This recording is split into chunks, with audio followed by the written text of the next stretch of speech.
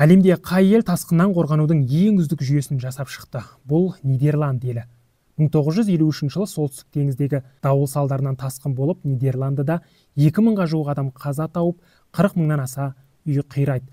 Осыдан соң теңізге өте жақын орналасқан Нидерланд тасқыннан сақтану үшін 47 жыл бойы дамбалар салады. Бұл мықты дамбалар теңіз суы көтерілгенде тасқынды елді мекендерге өткізбейді. Негізгі бөгеттердің ұзындығы 2,5 мың шақырымға жетеді, ал көмекші бөгеттер 13 мың шақырым. Нидерландның бұл құрылысы дельта жобасы деп аталады. Бөгеттердің көбі теңіз тыныш кезде ашық тұрады, ал дауыл тұрып су деңгейі көтеріле бастағанда автоматты түрде жүйе сигнал беріп, дамбалар жабылады.